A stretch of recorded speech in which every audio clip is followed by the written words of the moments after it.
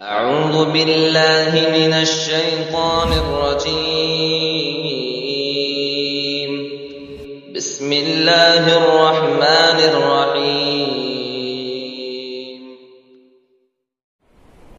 إن الحمد لله والصلاة والسلام على رسول الله أما بعد. قال الله سبحانه وتعالى: وَإِن تَتَوَلَّوْا يَسْتَبْدِلْ قَوْمًا غَيْرَكُمْ ثُمَّ لَا يَكُونُوا أَمْثَالَكُمْ. معزز علماء کرام اور قابل قدر حاضرین، آج کا یہ بیان حالات، ضرورت اور مہینے کی مناسبت سے طے کیا گیا ہے کہ آج 15 اگست کا دن ہمارا یہ ملک انگریزوں کی 275 سالہ غلامی سے آزاد کروایا گیا تھا۔ اس کی عظیم ترین تاریخ کیا ہو سکتی ہے اور اس تاریخ کا جاننا ہمارے لیے کیوں ضروری ہے، اسی کا تذکرہ انشاءاللہ یہاں پر کیا جائے گا۔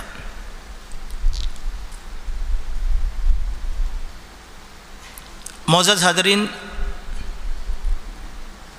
چونکہ بتانے کی چیزیں بہت زیادہ ہیں، اسی لیے میں رسمی کلمات وغیرہ کو ترک کرتا ہوا اصل موضوع آپ کے سامنے رکھنے کی کوشش کروں گا۔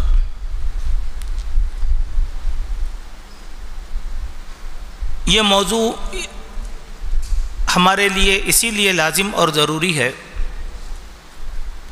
کہ آئے دن ہمارے ملک کی سیاسی تبدیلیوں میں یہ بات شامل کی جا رہی ہے کہ ملک کی تاریخ کو مسخ کیا جائے، حقائق کو توڑ مروڑ کر بیان کر دیا جائے اور ایک ایسا زعفرانی نصاب تیار کیا جائے جس نصاب سے مسلمانوں کی خدمات اور ان کی قربانیوں کو فراموش کر دیا جائے۔ یہ سلسلہ اگرچہ کہ آج شروع نہیں ہوا، قدیم سلسلہ تھا، جس کا اندازہ آپ اس بات سے لگا سکتے ہیں کہ جب آپ اور ہم ابتدائی تعلیم حاصل کیا کرتے تھے آج سے 40 سال پہلے، اور اس زمانے کا جو نصاب تھا اور آج جو نصاب پڑھایا جا رہا ہے، اس میں کتنا زیادہ فرق پایا جاتا ہے۔ ہم نے جو نصاب پڑھا تھا اس میں سوشل اسٹڈیز کے اندر کسی قدر حقائق شامل تھے، لیکن آج ہمارے بچوں کو جو نصاب پڑھایا جا رہا ہے وہ سارے حقائق کو ہٹا دیا گیا۔ اب آئندہ جو نیا جنریشن ہمارے سامنے آئے گا، چونکہ ہم اچھی طریقے سے جانتے ہیں کہ ہر 20 سال کے بعد ایک نیا جنریشن پنپتا ہے، وہ جنریشن اس تاریخ کو مطلق طور پر فراموش کر دے گا۔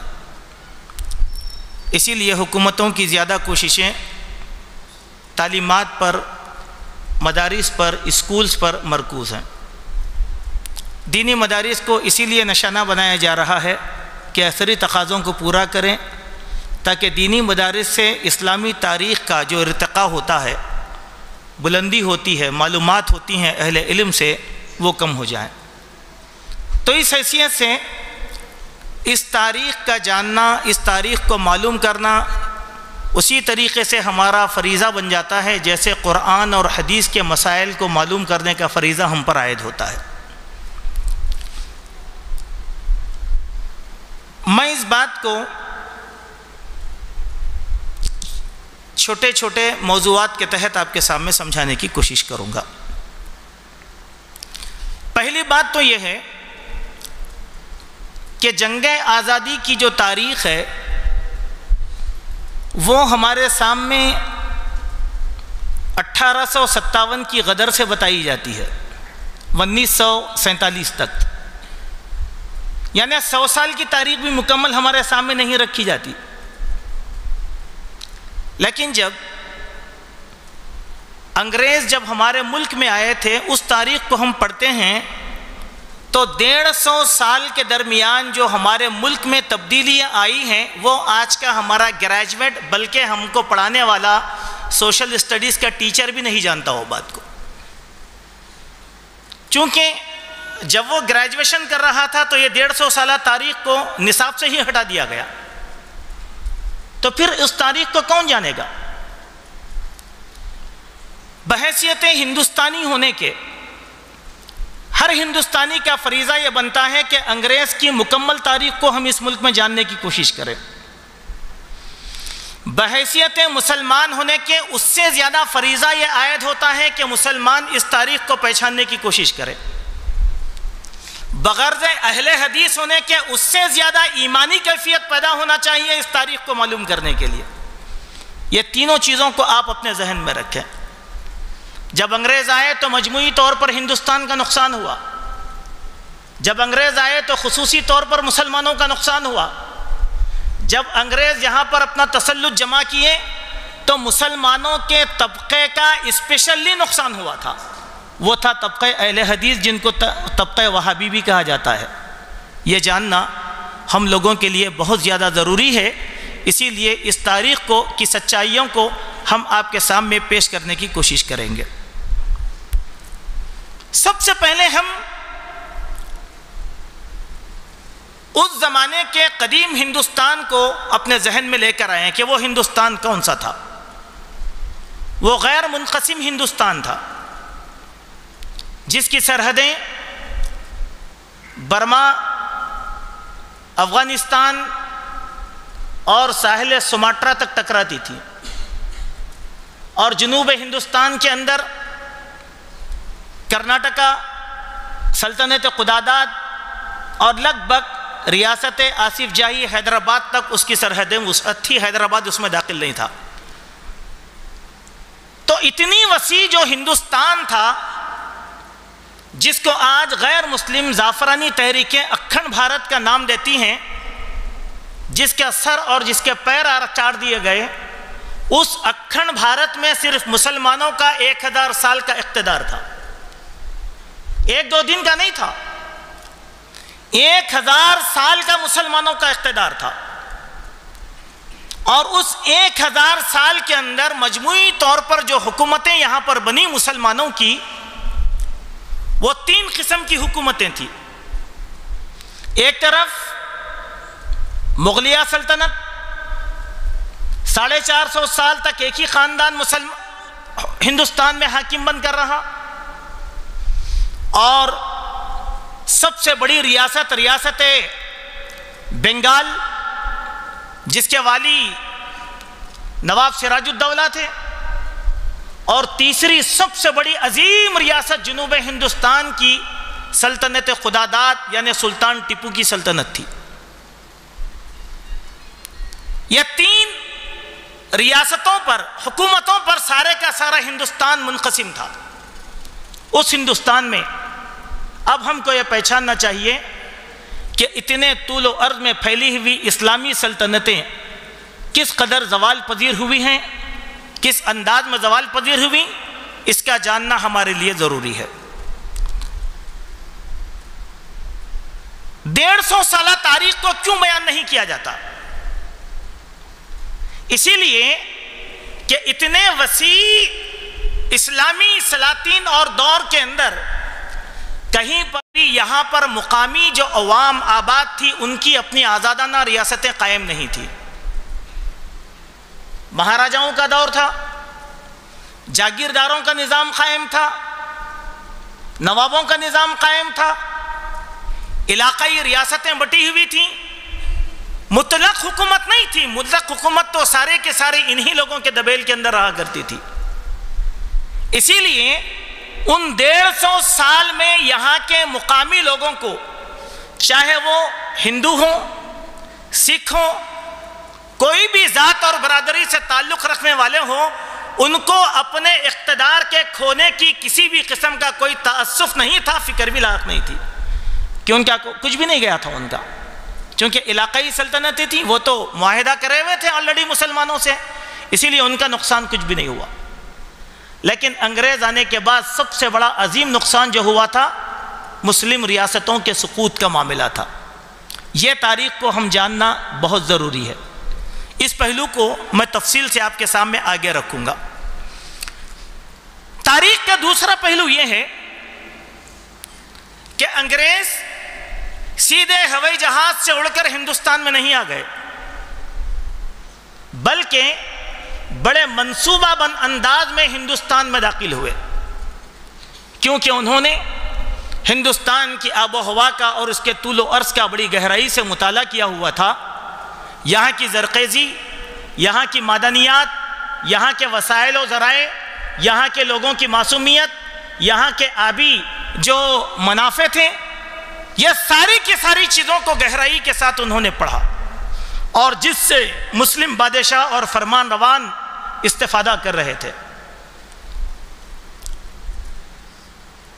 یہ لوگ تاجروں کا بھیس بدل کر بادشاہ جہانگیر کے آخری زمانے میں ہندوستان میں آئے، صرف تاجر کی حیثیت سے آئے، اور یہاں کی سیاست کو پڑھا، یہاں کے مذہبیت کو پڑھا۔ پڑھنے کے بعد ایک نتیجے پر فائز ہوئے، جہانگیر کا انتقال ہوا، شاہجہاں حاکم بنا۔ شاہجہاں کے دور میں انہیں ہندوستان میں عملی طور پر طاقت ملی، وہ کس طریقے سے؟ اور یہ دور کب کا ہے؟ 19ویں صدی کا دور نہیں ہوتا، 18ویں صدی کا دور نہیں ہوتا، بلکہ 17ویں صدی کے آغاز کا دور ہے۔ آپ وہاں سے انگریز کی تاریخ کا جو ہے جائزہ لے۔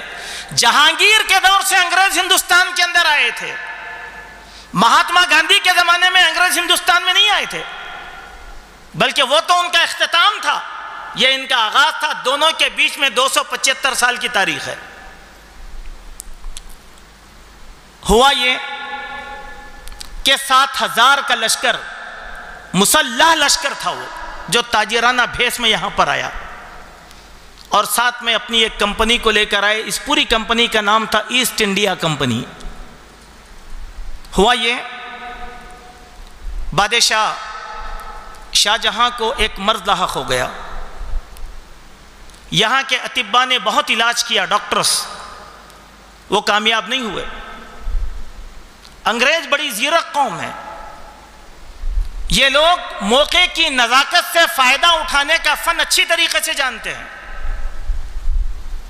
اپنے مقصد کو چھپائے رکھا، اور بادشاہ کے ایک نمائندے کے ذریعے دربار میں یہ بات پہنچائی کہ بادشاہ کافی بیمار ہیں، لیکن ہمارے ساحلی علاقوں میں انگریزوں کا ایک تاجرانہ قافلہ موجود ہے، اور وہ قافلے میں ایک ڈاکٹر ہیں، اور ہم اگر اس ڈاکٹر سے علاج کروا لیں تو شاید اس کی دوا کارگر ہو جائے۔ اس کو دربار میں بلا لیا، علاج و معالجہ شروع ہوا۔ حسن اتفاق یہ ہو گیا کہ بادشاہ صحت مند ہو گیا۔ اب مسلم بادشاہوں کی فرمان روائی اور ان کی صدقہ اور خیرات اور ان کے نذرانے تو مشہور ہیں دنیا کے اندر۔ بادشاہ نے یہی کہا کہ چلو ہم خوش ہوئے، مانگو، تمہیں کیا مانگنا ہے عطا کیے جاؤ گے۔ کہا کہ بادشاہ بنا کچھ نہیں چاہیے دھن دولت، ہم یہ مقصد سے ہم آپ کے ملک میں نہیں آئے، ہم تو تجارت کی نیت سے آئے ہیں، لہذا تجارت کرنے کے لیے، بزنس کرنے کے لیے آپ کے اقتدار میں ہم کو آزادانہ اجازت نامہ چاہیے۔ کوئی بڑی بات نہیں پوچھا تھا انہوں نے، اگر وہ کوئی چیز بڑی پوچھتے تب بھی بادشاہ دے دیتا۔ بادشاہ کو لگا ایک چھوٹا سا ورق تو ہے مانگا جا رہا ہے، اس نے لکھ کر دے دیا کہ ایسٹ انڈیا کمپنی کو، ان انگریز تاجروں کو ہمارے اقتدار مغلیہ کے اندر جہاں چاہیں وہاں پر آزادانہ اجازت ہے تجارت کرنے کی۔ اب یہ سمجھیے کہ دور رس نگاہیں بادشاہ کی اس حرکت کو نہیں سمجھ سکی، انہوں نے لکھ کر دے دیا اور انگریز بڑے خوش ہوئے۔ اب جتنا بھی مغلیہ علاقہ تھا شاہ جہاں کا، وہ سارے کے سارے علاقوں میں یہ پھیل کر آزادانہ تجارت کرنے لگے، اور آزادانہ تجارت کس طریقے سے کرنے لگے آپ اس کو دیکھ سکتے ہیں۔ کیسے؟ الگ الگ تجارتوں کو یہاں قائم کیا، یہاں کے معصوم لوگوں کو انہوں نے ملازمت دی اور ان کو اپنا غلام بنایا، ان پر اپنے عطیات خرچ کیے، جب تک بھی ظاہر نہیں کیا کہ یہ لوگ کیا ہیں۔ لیکن جب شاہ جہاں کی وفات ہوئی اور اس دوران انگریزوں نے جو چال یہاں چلی تھی وہ یہ تھی کہ یہاں کے معصوم ہندوؤں کو، سکھوں کو، مراٹھوں کے ذہن میں یہ بات پیوست کرنا انہوں نے شروع کیا کہ تم تو ایک ذات ہو، ایک برادری ہو، یہ تمہارا ملک ہے، تم ایک قوم کے زیر اثر اتنے سالوں سے کس طریقے سے زندگی گزار رہے ہو۔ یہ ذہن یہاں کے لوگوں کو دینا شروع کیا ان لوگوں نے۔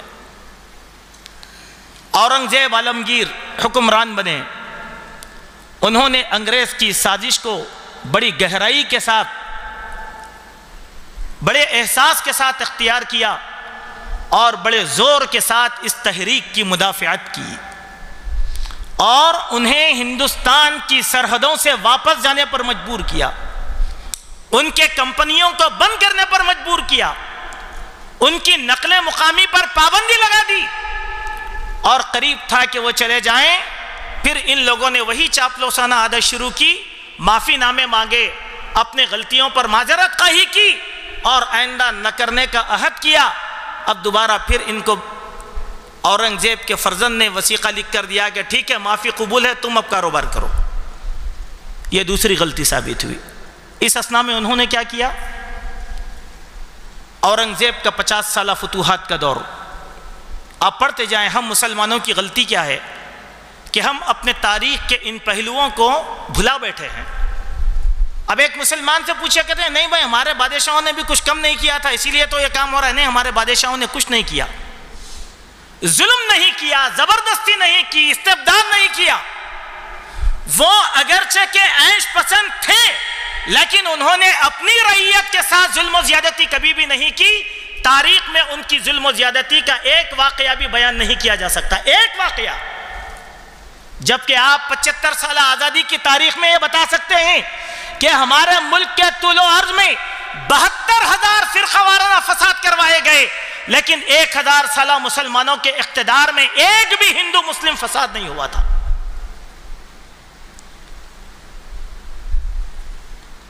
شاعروں نے اس دن میں بہت سی باتیں لکھی ہیں اور بڑے اصول کے ساتھ۔ اب ان کی معافی کے بعد ان لوگوں نے اب کیا کیا؟ ادھر اورنگزیب کی فتوحات کا سلسلہ چل رہا ہے اور پیچھے سے بغاوتوں کا سلسلہ انہوں نے عام کروایا، مراٹھوں کو باغی بنایا مغلیہ خاندان کا، امبالہ کے سکھوں کو باغی بنایا انہوں نے مغلوں کا، اور یہاں کے مقامی اور بھی کمزور طبقات تھے ان کو کھڑا کرا دیا اپنی اپنی آزاد ریاستوں کا۔ نتیجہ یہ نکلا کہ اورنگزیب عالمگیر کے انتقال کے بعد ان کے آخری فرمان روا بہادر شاہ ظفر جب اقتدار سنبھالے تو ان کے ہاتھوں سے اقتدار جا چکا تھا۔ تاریخ کی ایک سچائی میں آپ کو بتاتا ہوں، اتنے میں بھی یہاں کی قوموں نے اٹھا، دلی میں انگریزوں کی مدافعت کی اور دلی کا تخت و طاؤس بہادر شاہ ظفر کے حوالے بھی کیا تھا، لیکن امبالہ کے سکھوں کی بغاوت کی وجہ سے پھر دوبارہ بہادر شاہ ظفر کو دلی کی مشہور و معروف درگاہ میں پناہ لینا پڑا۔ وہاں سے انگریزوں نے ان کو اٹھایا۔ کیوں؟ اتنے طویل عرصے کے اندر انگریز اپنی کمپنی کے ذریعے سے مقامی لوگوں کے تعاون سے اپنی اہمیت کو جتا چکے تھے، اور جب بہادر شاہ ظفر کو گرفتار کر کے لایا گیا، ان کو رنگون بھیج دیا گیا، برما بھیج دیا گیا، کالے پانے کی سزا دی گئی، بھوکا رکھا گیا، فاقہ کشی میں رکھا گیا، اور اتنی بھوک سے تڑپایا گیا کہ جب ایک دن ناشتے کے لیے پیش کیا گیا تو ان کے بیٹے کو ذبح کر کے ان کے بیٹے کا کلیجہ تشت میں پیش کیا گیا۔ ایک بیٹا نہیں، 3 بیٹوں کے سر ان کے سامنے رکھے گئے تھے۔ یہ وہ قوم تھی جو آج بھی اخلاق کے اقدار کا نعرہ لگاتی ہے اور وقت کے فرمان روا کے ساتھ انہوں نے یہ سلوک رائج رکھا تھا۔ مغلیہ سلطنت کا سقوط ہوا، اب انگریزوں نے علل اعلان ڈنکا بچا دیا کہ اب ہندوستان میں مغلیہ سلطنت کا قانون نہیں، اب ہمارا دستور چلے گا۔ اب اس کے لیے انہوں نے ایک راستہ بنایا۔ وہ راستہ کیا تھا؟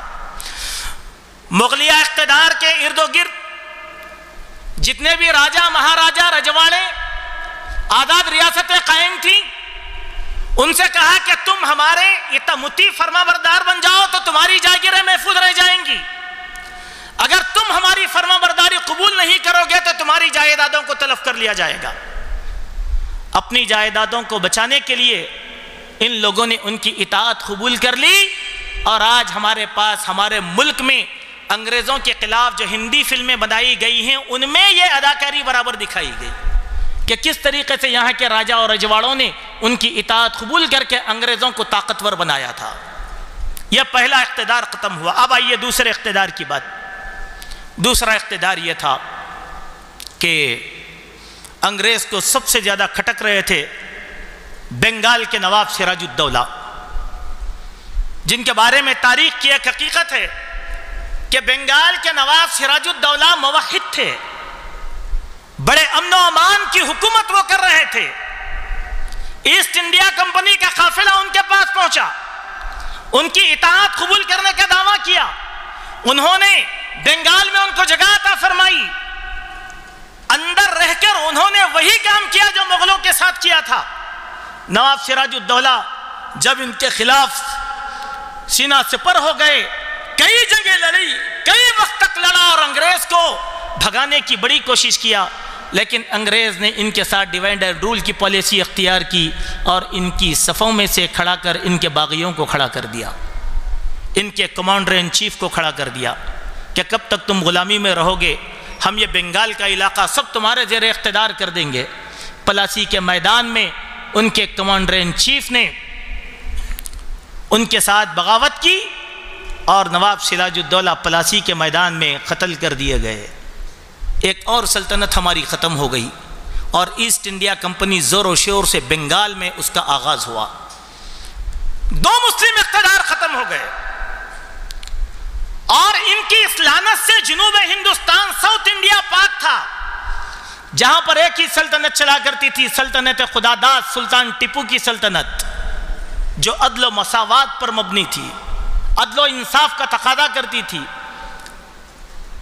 سلطان ٹیپو نے انگریزوں کے بڑھتے ہوئے قدموں کو دیکھا، ان کی سازشوں کو بھانپ لیا تو ان کا تدارک کرنا شروع کر دیا۔ قریب تھا کہ انگریز ختم ہو گئے۔ مورخ نے ایک بات یہ لکھا ٹیپو سلطان کے ساتھ کہ ٹیپو سلطان کی جد و جہد کی وجہ سے انگریز 100 سال پہلے ہندوستان چھوڑ کر بھاگ سکتے تھے، لیکن مقامی غداروں کی وجہ سے انہیں گھٹنے ٹیکنا پڑا۔ ہوا کیا؟ وہی چال چلی، ڈیوائڈ اینڈ رول کی پالیسی۔ یہاں پر باغیوں کا ایک لشکر کھڑا کر دیا، اپنے گھر میں بغاوت پیدا کی، ایک طرف میر صادق پیدا ہوا تو دوسری طرف میر جعفر پیدا کر دیا گیا۔ یہ دونوں بھی کمانڈر تھے جنہوں نے ایک نے نواب سراج الدولہ کو دھوکہ دیا اور ایک نے سلطان ٹیپو کو دھوکہ دیا۔ نتیجہ کیا نکلا؟ اتنی عظیم جد و جہد کے بعد سلطنت خدا داد کا بھی خاتمہ ہوا۔ اب ہندوستان میں انگریز کو روکنے والا کون تھا؟ برملا ان کا ظلم و ستم عام ہوا، چونکہ ان کی تائید میں راجہ مہاراجہ، گئے گزرے نواب، علاقائی سردار، یہ سب ان کی تائید میں آ چکے تھے۔ کیوں؟ ان کو اپنی جائیداد، عزت، دولت، ساری کی ساری چیزیں بچانی تھی۔ اب ہوا کیا؟ جو بات میں آپ کو بتلانا چاہتا ہوں، جس کے لیے تاریخ ہم کو سیکھنا چاہیے، ہندوستان میں انگریز کے آنے سے جس قوم کا سب سے زیادہ نقصان ہوا وہ مسلمانوں کے اقتدار کا تھا۔ اسی لیے یہ 150 سال کی تاریخ ہمارے سامنے بیان نہیں کی جاتی ہے، چونکہ مقامی طور پر کچھ لوگ چاہتے تھے کہ ایسا ہو شروع سے، اور انہوں نے ریشہ دوانیاں جاری رکھی تھیں، لیکن وہ کامیاب نہیں ہو سکتے تھے۔ تاریخ کے ایک اور پہلو کو، اسی واقعے کو سمیٹتے ہوئے میں آپ کے سامنے رکھتا ہوں، وہ یہ ہے، اس وقت تعداد میں مسلمان کتنے تھے؟ 7%۔ اور بڑھ کر کتنے ہوئے 1857 تک 1947 تک 11%. 1000 سال میں 7% سے 11% ہوئے تھے. لیکن عدل تھا, مساوات تھے, انصاف تھے. یہاں کے سارے ذات برادریوں کو انہوں نے حقوق فراہم کیے تھے. ان بادشاہوں نے مندروں کو بھی بنایا, گردواروں کو بھی بنایا اور اس کا تحفظ کیا تھا. کبھی قومی لڑائی اور جھگڑا ان کے زمانے کے اندر نہیں آیا, اور ان کے مشیروں میں 1 نہیں 2 نہیں 50 مبصرین غیر مسلموں کو انہوں نے اپنی صفوں میں شامل کیا تھا, کیونکہ دیش میں ان کے ساتھ چلنا تھا. اتنی کم تعداد میں مسلمان تھے لیکن حاکم تھے, مضبوط اقتدار تھا, ہر ایک کا مضبوط اقتدار تھا. کیوں؟ عدل تھا, انصاف تھا, مساوات تھے. کبھی ظلم و زیادتی مسلمانوں نے نہیں کی اپنے اقتدار کے اندر. اب یہ زوال مسلمانوں کا جو ہوا وہ زوال ایک لازوال ہو گیا. اب اس کہانی کا ایک رخ اب یہاں سے آغاز کریں گے. اب انگریز ہمارے ملک میں آئے. جو ظلم اور ستم کیے وہ تو ہم کو کتابوں کے اندر پڑھایا جاتا ہے. ہمارے کھیتوں پر قبضہ کیا, ہماری معدنیات پر قبضہ کیا, ہمارے کسانوں کو غلام بنایا, ہماری جاگیروں پر ٹیکس نافذ کر دیا, لگان لگائی, خود ہندوستانیوں کو پیٹ بھر کھانا فراہم نہیں کیا. اور آج بعض لوگ کہتے ہیں کہ ہندوستان میں انگریز آنے کی وجہ سے ترقی ہوئی. یہ دراصل انگریزی غلامی کا نتیجہ ہے. کیا کیا انگریزوں نے ملک کے اندر بتلائی ہے؟ ایسی کوئی عمارت ملک کے اندر بتاؤ جو ملک کے لیے انگریز کی جانب سے منفعت کے لیے چھوڑ دی گئی ہو. جہاں جہاں انگریز کا تسلط تھا, چاہے وہ بنگلور کے اندر ہو, چاہے وہ مدراس کے اندر ہو, چاہے وہ پورے ہندوستان کے اندر ہو, لیکن اس کے برخلاف جب مسلمان یہاں پر آئے تو انہوں نے اس کو مسکن بنایا, یہاں کی دولت کا یہاں پر استعمال کیا, ملک کو خوبصورت بنایا, ترقی عطا فرمائی, بڑے بڑے بازار بنائے, اور ملک کی معیشت کو ملک پر خرچ کیا, غیر ملکیوں پر اپنی معیشت کو خرچ نہیں کیا. تاج محل بنایا گیا ہمارے ملک کی دولت سے, لال قلعہ بنایا گیا ہمارے ملک کی دولت سے, قطب مینار بنایا گیا ہمارے ملک کی دولت سے. اور آج یہی چیزیں ہمارے ملک کو ریونیو فراہم کر رہی ہیں. یہ مسلمانوں کی ترقی تھی, یہ مسلمانوں کا ملک کو نذرانہ تھا, تحفہ تھا. آج ہمارے سینٹرل ریونیو کا ایک حصہ مسلمانوں کی انہی عمارتوں سے حاصل ہوتا ہے. یہ دیا مسلمانوں نے. اس کے برخلاف انگریزوں نے کیا دیا؟ لوگ کہتے ہیں کہ انگریز آئے ٹرین آئی, انگریز آئے سڑکیں بنی, انگریز آئے موٹر گاڑیاں آئیں. ذرا غور کرو, یہ موٹر گاڑیاں ہندوستانیوں کے لیے نہیں تھیں, یہ ٹرین مسلمانوں کے لیے نہیں تھی, بلکہ ان کا سینٹرل پوائنٹ بنایا گیا تھا کلکتہ کا ساحل. پورے ہندوستان سے ٹرین چلتی تھی کلکتہ کے لیے, تاکہ یہاں کی معدنیات آسانی کے ساتھ انگلستان کو منتقل کر دی جائے. سونا یہاں سے ٹرانسفر کر دیا گیا, لوہا یہاں سے بھیج دیا گیا, کپاس یہاں سے بھیج دی گئی, معدنیات یہاں سے بھیج دی گئی. ہندوستانیوں کو کیا ملا؟ آپ ذرا بتلائیں تو صحیح. انگریزوں کے 275 سالہ اقتدار کے اندر کسان کو ڈبل لگان لگائی گئی, لیکن کبھی مسلم سلطنت حکمرانوں نے ایسا کام یہاں پر نہیں کیا تھا. کیوں؟ کسان کو بھوکا کیوں مارا انگریزوں نے؟ کیا ہندوستانیوں کو عقل و شعور نہیں ہے کہ انگریزوں نے کتنا ظلم کیا تھا؟ اسی لیے میرے بھائیوں, ہم لوگوں کو یہ ماننا پڑے گا کہ یہ ملک کی انگریز سے آزادی کے لیے جو جد و جہد کا آغاز ہوا اب یہاں سے ہوتا ہے. میری تقریر کا یہ تیسرا پوائنٹ ہے جس کو آپ کو میں سمجھا رہا ہوں. اب سوال یہ پیدا ہوتا ہے کہ انگریز کے اس تسلط کو روکنے کے لیے وہ کون سے جیالے اور بہادر تھے جو سب سے پہلے آگے بڑھے؟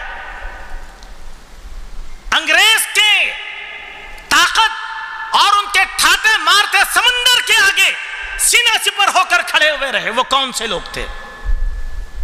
یہ جاننا ہمارے لیے بہت ضروری ہے, کیونکہ ہم کو تاریخ کا وہ حصہ سکھایا جاتا ہے.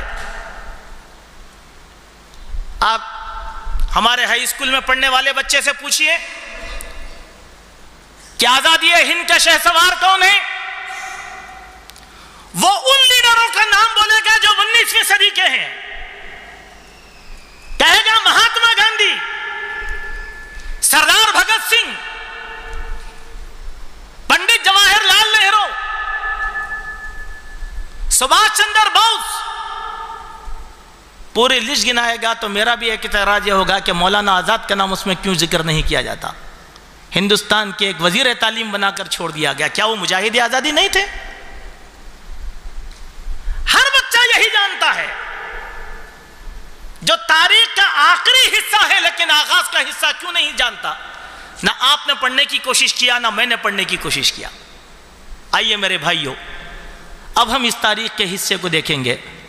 جیسے ہی مغلیہ سلطنت کا زوال ہوا، ہندوستان کے مجتہد، عظیم ترین عالم دین سید شاہ ولی اللہ محدث دہلوی رحمت اللہ علیہ تلملا گئے، جذبات سے مغلوب ہو گئے۔ کہا کہ زوال تو مسلمانوں کا ہوا، اب اس کی تدارک کے لیے اٹھنا بھی مسلمانوں کو چاہیے۔ قلم چلایا مولانا نے، دیکھا انگریز مضبوط پنجہ گاڑ چکے ہیں، ان کے خلاف کچھ نہیں کیا جا سکتا، چونکہ مذہبی فرقہ پرستی کا وہیں سے آغاز ہو چکا تھا۔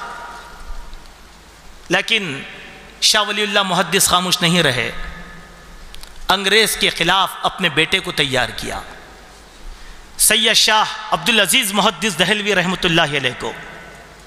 شاہ ولی اللہ کے خاندان کا ہندوستان پہ سب سے بڑا احسان ہے۔ علم کے ذریعے سے، آزادی کے ذریعے سے اور حکمرانوں کی رہنمائی کے ذریعے سے اس خاندان نے بڑی محنت کی ہے ہندوستان میں۔ آج فن حدیث کا ہندوستان میں جو ارتقا ہوا، اس کا سلسلہ شاہ ولی اللہ محدث دہلوی رحمت اللہ علیہ سے آتا ہے ہمارے پاس۔ اسی لیے مسلمانوں کے سارے فرقے اور سارے مناہج شاہ ولی اللہ محدث کو اپنا امام تصور کرتے ہیں، اور خود ہم اہل حدیث تصور کرتے ہیں۔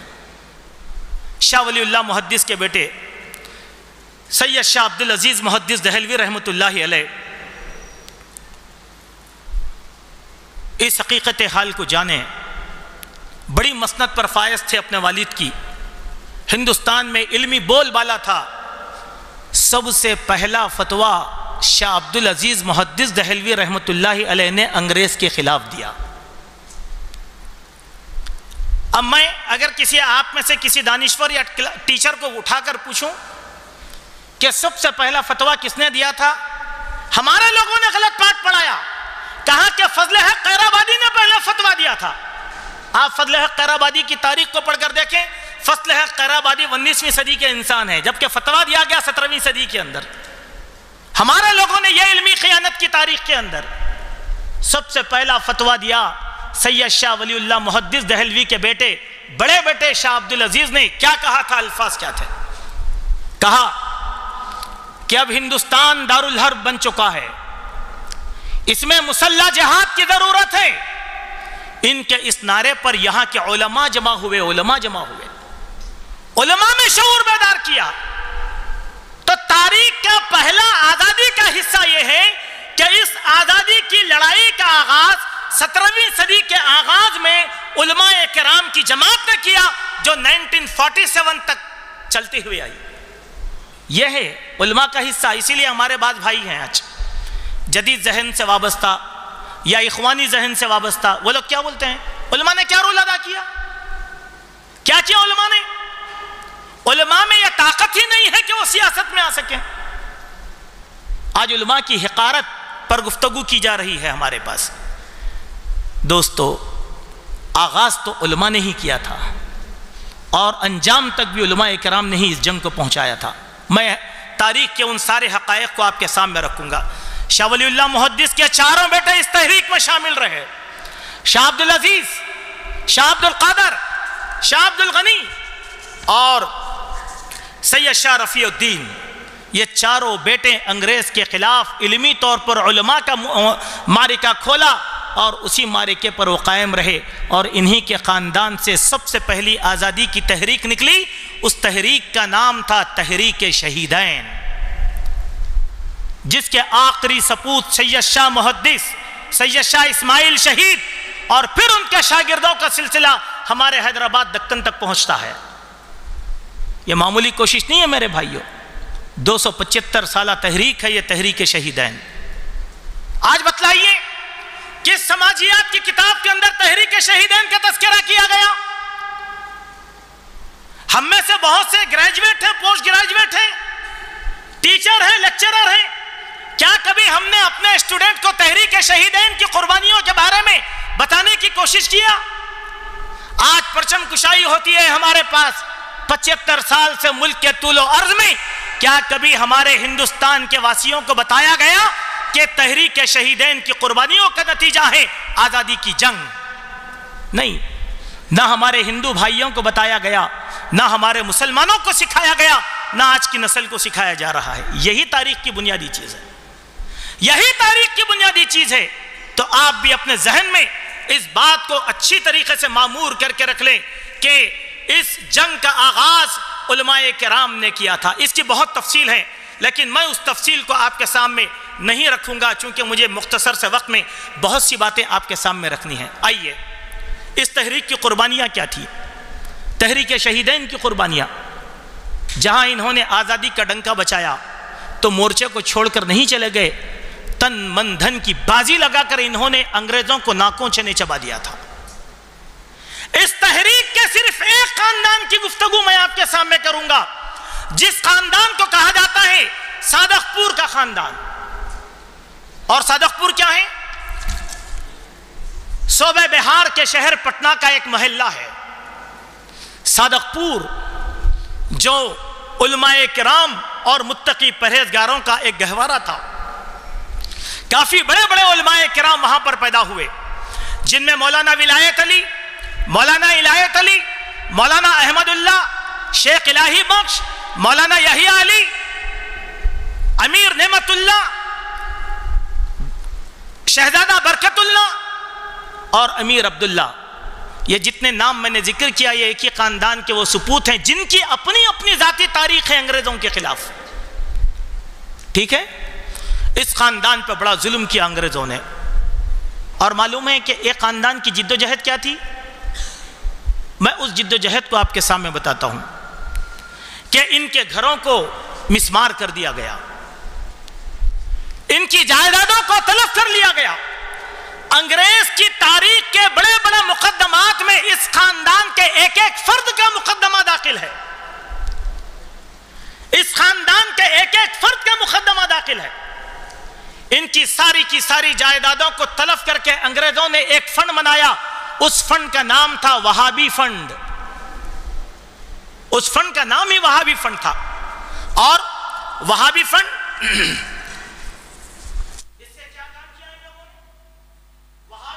ذریعے سے جو کام ان لوگوں نے اختیار کیا وہ یہ، ان کی جائیدادوں تو خرق کیا.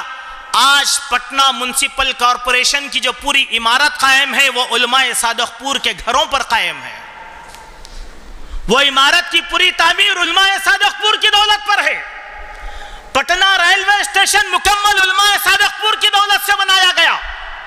پٹنہ ڈگری کالج سارے کا سارا علماء صادق پور کی دولت سے بنایا گیا. اور اس فنڈ کا نام رکھا تھا انہوں نے وہابی فنڈ. اور اس خاندان کی قربانیوں کا تذکرہ میں اپنے الفاظ میں نہیں بلکہ پنڈت جواہر لال نہرو کے الفاظ میں آپ کے سامنے کروں گا. ورنہ میرے بھائیوں، آج ہم بھی تاریخ کی اسی غلطی میں ہیں. ہم یہ سمجھتے ہیں کہ ہم نے کیا کیا. اہل حدیث جماعت مذہبی اور عقیدے کی جماعت کے ساتھ ساتھ ہندوستان کی سب سے بڑی سیاسی جماعت ہے، لیکن ہم نے اس کی حیثیت کو گھٹا کر رکھ دیا.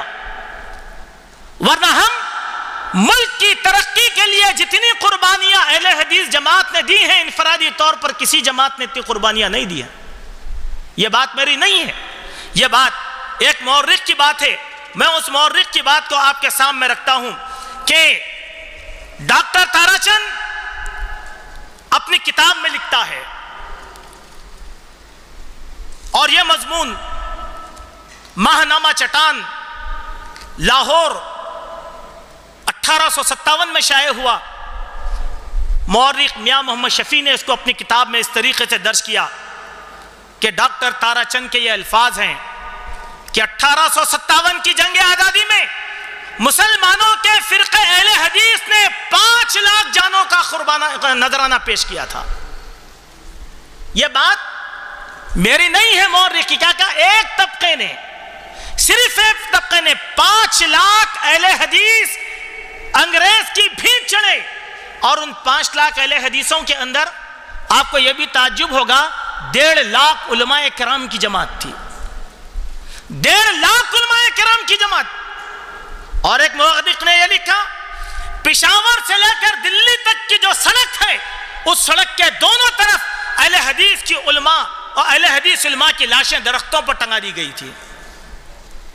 میں آپ سے ایک سوال کرنا چاہتا ہوں میرے بھائیوں، یہ قربانی مذہب کے نام پر نہیں دی گئی تھی، اسلام کے لیے نہیں تھی، یہ قربانی خالص وطن کے لیے دی گئی تھی۔ اس خالص وطن کی قربانی کا نتیجہ کیا نکلا؟ اور اہل حدیثوں، علم میں ایک بات رکھو، وہ بات میری نہیں، غیر مسلموں کی بات ہے۔ وہ بات یہ ہے کہ وہابیوں کا دوسرا نام ہندوستانی رکھا گیا تھا، یہ بھی تاریخ کی بات ہے۔ وہابیوں کا دوسرا نام ہندوستانی کیسے؟ میں ایک عبارت آپ کے سامنے پڑھتا ہوں۔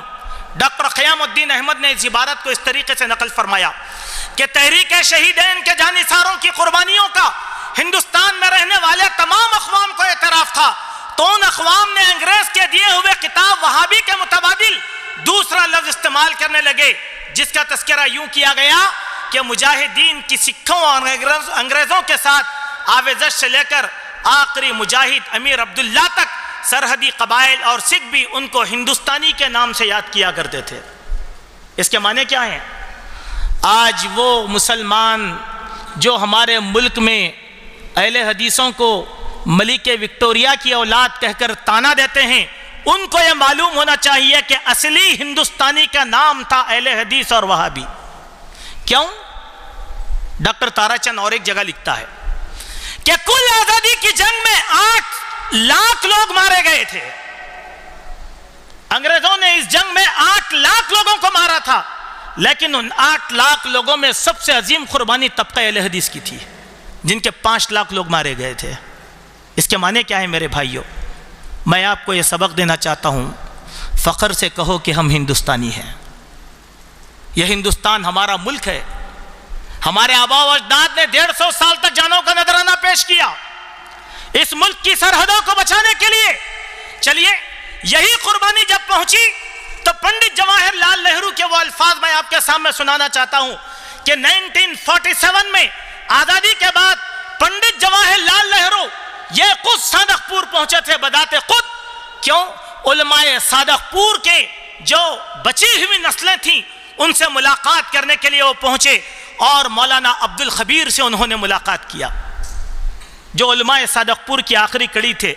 اور میں ان کے الفاظ میں آپ کے سامنے سنانا چاہتا ہوں کہ پنڈت جواہر لال نہرو ان کے گھر پر پہنچے اور کہنے لگے کہ حضرت، میں آپ کی خدمت میں حاضر ہوا ہوں، اگر سارے ہندوستان کے آزادی پسندوں کی وطن کے لیے قربانی کو ترازو کے ایک پلڑے میں ڈال دیا جائے اور صرف علماء صادق پور کی قربانی کو ترازو کے دوسرے پلڑے میں ڈال دیا جائے تو صادق پور کے علماء کی قربانی کا پلڑا بھاری ہو جائے گا۔ میں اسی اعتراف کے لیے آپ کی خدمت میں حاضر ہوا ہوں، اور میں یہ چاہتا ہوں کہ فرمائیں اتنی قربانیوں کے صلے میں حکومت ہند کی طرف سے آپ کو اعزاز دینا چاہتا ہوں۔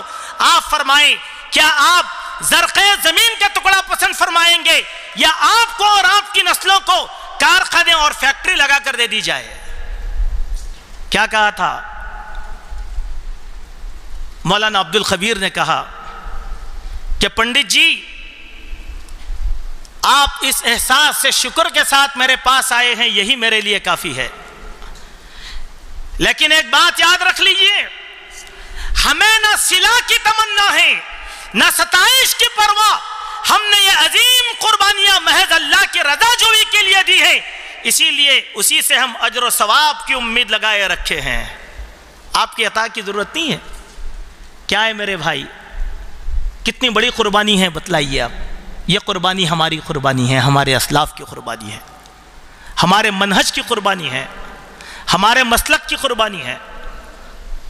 اتنی قربانی کے باوجود بھی آج لوگ کیا کہتے ہیں کہ ملک وکٹوریہ کی اولاد۔ میں ان چہروں کو آج آپ کے سامنے بیان کروں گا جو ملک وکٹوریا کی حقیقی نسل تھے، جن کو آج تاریخ کی کتابوں میں مجاہد آزادی کے نام سے یاد کیا جاتا ہے، جن لوگوں نے انگریز کی ماہانہ تنخواہ خار 600 روپے پہ علماء کرام کے جہاد کے فیصلوں کے خلاف فتاوے دیا کرتے تھے، مفسر قرآن بھی تھے، مدرسوں کے منتظمین بھی تھے، لیکن انگریز کی چاپلوسی میں لگے ہوئے تھے، ایسے بھی ہمارے دیش میں کچھ زرخرید پیدا کر دیے گئے تھے۔ تو میرے بھائیوں، یہ تاریخ کا ایک پہلو ہے جس کو میں نے آپ کے سامنے مختصراً انداز کے اندر رکھنے کی کوشش کیا، تاکہ یہ بتلانے کے لیے کہ ہندوستان کی آزادی میں جہاں سب سے عظیم ترین قربانیاں دی گئی ہیں، انہی ساری عظیم ترین قربانیوں میں مسلمانوں کی قربانیاں سب سے زیادہ عظیم تر قربانیاں ہیں، چھوٹی چھوٹی قربانیاں نہیں ہیں، عظیم تر۔ اسی لیے ہم کسی کے آوازوں میں دبنے کی ضرورت نہیں ہے، چونکہ ہم نے دیش کی سرحدوں کو آزاد کروایا ہے۔ حالانکہ آپ کو معلوم ہونا چاہیے، انگریز ہی پہلے نہیں تھے جو ہمارے ملک پر قبضہ کرنے والے تھے۔ آج کی تاریخ اس کو بھی چھپاتی ہے، مدراس کے ساحل کو فرانسیسیوں نے قبضہ کیا تھا انگریزوں سے پہلے، اور اس سے پہلے کے علاقوں کو پرتگالیوں نے قبضہ کر کے رکھا تھا، لیکن کبھی بھی پرتگالیوں کو ہمارا باغی نہیں بنایا گیا اور نہ فرانسیسیوں کا ذکر کیا گیا۔ جب بات انگریز کی آتی ہے تو کریڈٹ لوگ اپنے سر پر لے جاتے ہیں۔ تو اسی لیے میرے بھائیوں، یہ ایک پہلو تھا جس پہلو کو میں نے آپ کے سامنے رکھا۔ بھائی، یہ دوسرا پہلو جو بڑے سنت سے متعلق ہے اور بڑا قابل پہلو ہے، اور اس کو اگر ہم نہ سنیں گے تو ہمارے لیے بڑی ستم ظریفی رہے گی۔ میں بار بار اہل حدیث کا تذکرہ کیوں کر رہا ہوں؟ آج ہمارے لوگ ایسے ویسوں کے بیانات سن کر گمراہی کا شکار ہیں، فقہی مسائل میں گمراہ ہو رہے ہیں۔ میں اپنے نوجوانوں کی بات کر رہا ہوں۔ ہم لوگ علماء سے زیادہ یوٹیوب کے اتنا دلدادہ ہو گئے، واٹس ایپ اور میڈیا کے، بس اسی سے ہمارے پاس گمراہی پھیل گئی۔ ایک علی مرزا آیا، ہمارے نوجوانوں کو تباہ کر کے چلا گیا۔ ایک محمد شیخ پیدا ہوا، اپنے نظریات سے ہمارے نوجوانوں کو متاثر کر دیا۔ کیوں علماء کا در چھوڑے آپ نے؟ علماء ہی اصل رہبر ہیں۔ لوگ بولتے ہیں علماء کو سیاست، علماء ہی سیاست کرتے ہیں میرے بھائی۔ اسلام میں سیاست ہے، دین میں سیاست ہے۔ اور سیاست کا مفہوم ہم کیا سمجھتے ہیں؟ دھوکہ، غدر، قتل، غارت گری؟ نہیں، علماء کی سیاست کے ساتھ چلو تو حفاظت میں رہو گے۔ علماء ہیں سب کچھ، اسی لیے علماء کا مقام بڑا اونچا بتایا گیا ہمارے پاس۔ اگر ہم علماء کو چھوڑ دیں گے تو ہماری سیاستیں پوری برگشتہ ہو جائیں گی۔ جدا ہو دی سیاست سے تو رہ جاتی ہے چنگیزی، اور وہ چنگیزی باقی رہ گئی ہمارے پاس۔ سیاست کے نام پہ قتل، غارت گری، نفرتیں، عداوتیں، کدورتیں، یہ کیوں اسلام چھوڑ دیا؟ علماء کے ساتھ رہتے تو اسی لیے پرانے بادشاہ علماء کے ساتھ رہا کرتے تھے تاکہ علماء ان کو سکھا سکے۔ تو آئیے، بار بار میں یہ بات آپ کے سامنے کہہ رہا ہوں، اگر آپ علم حاصل کرنے کے انٹرنیٹ سے اتنے شوقین ہیں تو کبھی ایک تحریک کو پڑھیے انٹرنیٹ پر، گوگل پر سرچ کیجئے تحریک کو، وہابی moment of India, Wahhabi moment of India. آج بھی تحریک کو دوبارہ احیا کرنے کی ضرورت ہے۔ اگر ملک کی ترقی کو اگر ہم چاہتے ہیں تو اس تحریک کی عظیم قربانیاں رہی ہیں ملک کی آزادی کے لیے۔ اب آئیے، اس ملک میں جو سب سے زیادہ آزادی کی جنگ میں نقصان ہوا وہ طبقہ اہل حدیث کا نقصان تھا۔ چند نقصانات میں آپ کے سامنے دکھا دیتا ہوں۔ پہلا نقصان پنجاب کی سرزمین کا، جہاں علماء کرام کا گہوارہ تھا پنجاب، علم، فکر و فن، ہنر، آزادی، ہر چیز پنجاب کے اندر موجود تھی۔ لیکن ان انگریزوں نے پنجابیوں کو مسلمانوں کے خلاف ایسے ورغلایا کہ سب سے زیادہ قتل عام پنجاب کے اندر کیا گیا۔ علماء اہل حدیث کو گھروں سے نکال کر جانوروں کی طرح ذبح کیا وہاں پر۔ ہمارے مدارس کو تہو بالا کر کے رکھ دیا۔ صرف ریاست پنجاب کے اندر 16 ایسے اہل حدیث مدارس اور جامعات تھے جن میں پڑھنے والوں کا بھی اگر میں نام آپ کے سامنے ذکر کروں تو آپ کو افسوس ہوگا کہ اتنے بڑے بڑے اسلاف ان مدارس میں پڑھے تھے۔ 16 مدارس جو صرف پنجاب کے اندر تہو بالا کر دیے گئے، ان کے نام میں ذکر کر دیتا ہوں۔ مدرسہ رحیمیہ पंजाब में जो मदरसा बर्बाद किया गया वो 30 मदारिस हैं, जिन मदारिस में मदरसे मोहम्मदिया, जामे मोहम्मदिया मरकजुल इस्लाम, मदरसा फैजुल इस्लाम, दारुल हदीस नजीरिया, मदरसे मुबारक, मदरसे मोहम्मदिया, मदरसे रहमानिया, मदरसे नुसरतुल इस्लाम, मदरसे ताईदुल इस्लाम, मदरसे सल्फिया गज़नविया, मदरसे फैजुल इस्लाम, दारुल उलूम शमसिया, मदरसे मोहम्मदिया, मदरसा मस्जिद अहले हदीस, मदरसा मस्जिद अहले हदीस, मदरसा फाजिल खाना, मदरसा अराए का, मदरसा कोट कपूरा, मदरसा दिलीप सिंह वाला, मदरसा जीरा, और एक दूसरा मदरसा था मदरसे जीरा, मदरसे किरमा, मदरसे नवाकिला, मदरसे कमीरपुर, मदरसे कोमकला, मदरसे कौसरुल उलूम, मदरसे रोपड़, मदरसे कस्बे गंगा, मदरसे जलालाबाद, मदरसे भटंदरा। 30 मदारिस के नाम मैंने आपके सामने जिक्र किया। इन मदारिस की 3-3 लाइन की सीरत मेरे पास है, रोंगटे खड़े हो जाएंगे। इनकी नस्लों को मदरसे से निकाल कर पंजाबियों ने सरे आम जानवरों की तरह जुर्बा कर दिया, उनकी लाइब्रेरियों को खाकिस्तर कर दिया, मसाजिद को पामाल कर दिया, और उन मसाजिद के मेहराबों को अस्तबल खाने बना कर रखे। आज भी उसके नुकूश पंजाब के अंदर कायम है। बतलाओ नुकसान किसका हुआ था? मुल्क के किसी भी एक जागीरदार का निजाम आप नहीं बतला सकते, मुल्क के किसी भी एक राजा रजवाड़े का आप नहीं बतला सकते कि उसका क्या नुकसान किया गया था। यह तबक़े अहले हदीस का नुकसान क्यों किया गया कि तहरीक वलीउल्लाही से ताल्लुक रखते थे और अंग्रेज को नाको चने चबा चुके थे। इसी वजह से इन लोगों ने इनका पीछा उठाया था।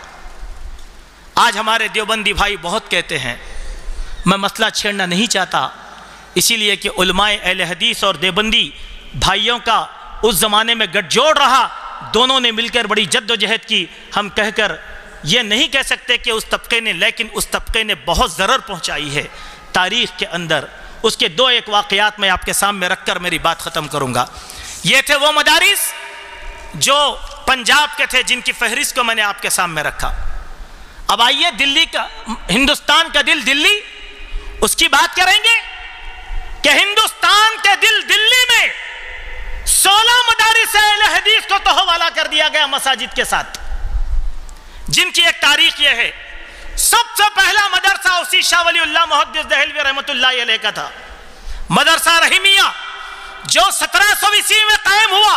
शाह वलीउल्लाह मुहद्दिस के वालिद शाह अब्दुल रहीम दहलवी ने इसको कायम किया था। शाह रफीउद्दीन, शाह अब्दुल अजीज, शाह अब्दुल कादर, शाह अब्दुल गनी, ये तीनों 4 मुहद्दिसीन ने यहीं से तालीम हासिल की। अंग्रेजों ने सबसे पहले इस मदरसे को सरबनाश कर दिया था।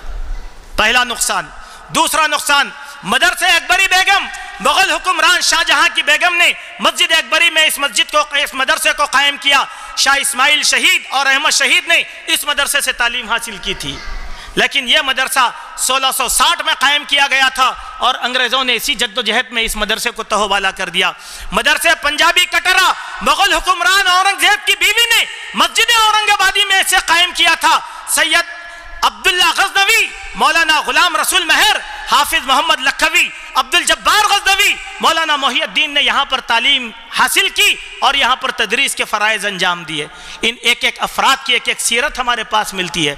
उसके बाद के कुछ मदारिस है, मदारिस हाजी अली का, मदरसे दारुल हुदा, मदरसे दारुल सलाम और दारुल हदीस रहमानिया, ये इंतहाई काबिल ज़िक्र हैं, जो 1921 में कायम किया गया था। मौलाना अब्दुल अजीज रहीमाबादी की तरगीब पर शेख अब्दुल रहमान और शेख अताउर रहमान ने कायम किया। इस मदरसे में मौलाना इब्राहिम मीर सियालकोटी, हाफिज मोहम्मद गोंदलवी, मौलाना अहमदुल्लाह प्रतापगढ़ी, मौलाना मोहम्मद सूरती, मौलाना अब्दुल सलाम मुबारकपुरी, मौलाना अब्दुल रहमान नगर नहसवी और मौलाना उबैदुल्लाह रहमानी मुबारकपुरी, मौलाना नज़ीर अहमद इमलवी रहमानी, मौलाना मोहम्मद अब्दहू अल-फला ने तदरीस की खिदमत अंजाम दी और मौलाना उबैदुल्लाह रहमानी, मौलाना अब्दुल हलीम नाजिम, मौलाना अब्दुल गफ्फार हसन और मौलाना नज़ीर अहमद रहमानी ने यहाँ पर तालीम हासिल की। इसके आखिरी सपूत मौलाना ज़हीरुद्दीन असरी रहमतुल्लाहि अलैह, जो हाल में जामे दारुस्सलाम में इंतकाल फरमा गए, वो आखिरी कड़ी थे इस चीज़ की। इस मदरसे को तहवाला कर दिया गया। इस मदरसे की हालत ज़ार को देखकर मौलाना आज़ाद तड़प उठे थे। इस मदरसे को बचाने की बहुत कोशिश की, लेकिन मदरसा बच नहीं सका। जामे मिल्लिया इस्लामिया में इसकी अजीम तर लाइब्रेरी को मुंतकिल कर दिया गया। किसका नुकसान हुआ मेरे भाइयों? یہ نقصان کس کا تھا آزادی کی جنگ میں؟ میں یہ بتانا آپ کے سامنے چاہ رہا ہوں، مدرسے رشیدیہ، مدرسے سعیدیہ، مدرسے جامع اعظم، مدرسے فیاضیہ، مدرسے زبیدیہ، مدرسے سبل السلام، مدرسے ریاض العلوم، ایک عظیم مدرسہ تھا ریاض العلوم جس کو تہہ والا کر دیا گیا، جس کے آخری فرزند امیر جماعت اہل حدیث سابقہ آندھرا پردیش مولانا عبد الباسط ریاضی آج بھی بقید حیات ہیں۔ اس مدرسے کے سپوت آخری مدرسہ مدرسہ دارالکتاب والسنہ، یہ دلی کے ان 16 مدارس کی فہرست تھی جس کو میں نے آپ کے سامنے پیش کیا۔ ابھی بنگال کی فہرست ہم نے آپ کے سامنے نہیں سنایا، کیسی قربانیاں تھی عظیم۔ تو میں نے بات کا یہاں سے آغاز کیا کہ کوئی بھی یہ کہہ سکتا ہے کہ آپ نے ایک طرفہ بات کی ہے، ایک طرفہ اسی لیے کیا کہ اتنی عظیم 1857 کی غدر تک جس طبقے کا نقصان ہوا مسلمانوں میں وہ صرف علماء اہل حدیث کا نقصان تھا، جماعت اہل حدیث کا نقصان تھا۔ ہماری لائبریریاں گئیں، ہماری مسجدیں گئیں، ہمارے 5 لاکھ افراد جو ہے بھیڑ چڑھا دیے گئے۔ تو یہ درد تو سب سے زیادہ مجھے اور آپ کو ہونا چاہیے، لیکن کیا بات ہے میرے دوستو، آج اسی تاریخ کو ہم نے فراموش کر دیا ہے، یہی تاریخ کو ہم بلا بیٹھے ہیں۔ ایک بات کہتا ہوا میں اور آگے بڑھوں گا آپ کے سامنے، وہ بات یہ ہے غدر کی تحریک کو کیا بنا کر پیش کیا جاتا ہے؟ وہ جو فلم کی کہانی نہیں میرے بھائی، غدر کے بارے میں مورخین نے لکھا یہ خالص انگریز اور اسلام پسندوں کی جنگ تھی، جو اسلامی خلافت کے واپس لانے کے لیے لڑی گئی تھی۔ لیکن آپ کیا بتاتے ہیں، غدر کی جنگ کے اندر مسلمانوں نے ظلم کیا تھا، سکھوں نے یہ کیا تھا، سکھوں نے وہ کیا تھا۔ تاریخ کی کتنی غلط بیانی ہے میرے بھائیوں، تاریخ کی کتنی غلط بیانی ہے۔ ہم اس تاریخ کو یہاں پر سمجھنے کی کوشش کریں۔ آئیے میری تقریر کا ایک پہلو ہے، اس پہلو کو بیان کر کے میں اپنے موضوع کو انشاءاللہ سمٹ لینے کی کوشش کروں گا۔ میں سیدھے اس چھوٹی سی تمہید کے بعد میں آ جاؤں گا 19ویں صدی میں جو ہماری جنگ ہوئی تھی، وہاں پر آ کر ہم اپنی اس بات کو ختم کریں گے، ورنہ یہ مواد انتہائی وسیع تر مواد ہے اور جس کے لیے کافی وقت درکار ہے۔ الحمدللہ 15 سال سے ہم نے بیانات کا یہ سلسلہ شروع کیا، آج ملک کے اندر ایک تحریک بنی، کئی علاقوں کے اندر جبکہ آزادی پر اجتماعات بھی نہیں ہوتے تھے، لیکن آج الحمدللہ خود ہمارے پاس جمعیت اہل حدیث کی جانب سے پورے ہندوستان میں آزادی کے تعلق سے شعور بیدار کیا جا رہا ہے، کتابیں لکھی جا رہی ہیں اور لوگوں کے ذہنوں میں یہ بات لائی جا رہی ہے، اور ضرورت بھی اس بات کی ہے کہ جمعیت اہل حدیث کی جانب سے ایسا سماجی نظام بنایا جائے کہ ابتدائی کے بچے سے لے کر گریجویشن کے بچوں تک یہ تاریخ کے ایک سبق کو داخل کیا جائے، تاکہ ہم کو پتہ چلے کہ ہم کتنی قربانیوں کے عظیم تر احساس رکھتے ہیں اور مالک ہیں۔ آئیے میرے بھائیوں، میں کچھ ان چہروں کو آپ کے سامنے واضح کرنا چاہتا ہوں، جو چہرے ہمارے متعلق یہ کہتے ہیں کہ ہم لوگوں نے آزادی میں کچھ نہیں کیا تھا۔ آج ہمارے دیوبندی بھائیوں سے میرا اعتراض ہے، میں چاہتا ہوں سچے دل کے ساتھ اپنے دیوبندی بھائیوں کا اہل حدیثوں کے ساتھ اتحاد ہو، جماعت اسلامی کا اہل حدیثوں کے ساتھ اتحاد ہو، تبلیغی جماعت کا اہل حدیثوں کے ساتھ اتحاد ہو۔ مسلم مسائل، اسلامی مسائل کی بنیاد کے اوپر یہ وقت کا تقاضا ہے، اور اسی وقت کے تقاضے کو لے کر ہم نے 19ویں صدی کے اندر جنگ لڑا تھا اور ہم کامیاب ہوئے تھے، لیکن ایک طبقہ وفاداری میں آگے نکل گیا، راجیہ سبھا کی سیٹ سے خوش ہو گیا اور اہل حدیث طبقے پر اس نے سوالیہ نشان کھڑا کر دیا کہ یہ تو ملکہ وکٹوریہ کی اولاد ہے۔ لا حول ولا قوت الا باللہ۔ آزادی کی جنگ کے سلے میں علماء صادق پور نے پنڈت جی کے ایک آنے کو قبول نہیں کیا تھا، تو ہم تو راجیہ سبھا کی سیٹ بھی اگر اہل حدیثوں کو دی جائے وفاداری کے سلے میں تو ہم اس سیٹ کو بھی ٹھوکروں پر رکھیں گے، کیونکہ اسلاف کی قربانیوں کا سودا نہیں ہو سکتا، اسلاف کی قربانیوں کو قائم رکھا جائے گا۔ اب آئیے میں کچھ حقائق آپ کے سامنے پیش کرنا چاہتا ہوں، اور ایک لفظ بھی میرا نہیں ہوگا، میں تاریخ کی عبارتیں ہو بہو آپ کے سامنے پڑھ کر سنا دوں گا۔ ابو سلیمان شاہ جہاں پوری وہ لکھتے ہیں کہ مولانا محمد احمد بن مولانا قاسم نانوتوی جو تقریباً 40 سال تک دارالعلوم دیوبند کے محترم اور خود مختار تھے، ان کے جانشین مولانا حبیب الرحمان دونوں انگریز کے آدمی تھے. یہ بات میری نہیں ہے، وقت کے مورخ کی بات ہے. اور آپ آزادی کی تحریک میں اگر آپ دیکھیں مولانا قاسم نانوتوی رحمۃ اللہ علیہ کو مجاہد آزادی ثابت کیا جاتا ہے. انہی سے تاریخ کا آغاز شروع کیا جاتا ہے. دوسری عبارت، مولانا حبیب الرحمان جو کہ حافظ محمد احمد کے بعد دارالعلوم دیوبند کے صدر محتمم ہوئے، حافظ احمد محمد احمد نہ صرف نائب بلکہ ہم خیال اور ہم مسلک تھے. ریشمی رومال سازش کیس کی ڈائری میں حکام نے انہیں بھی حکومت کے وفاداروں میں شامل کیا.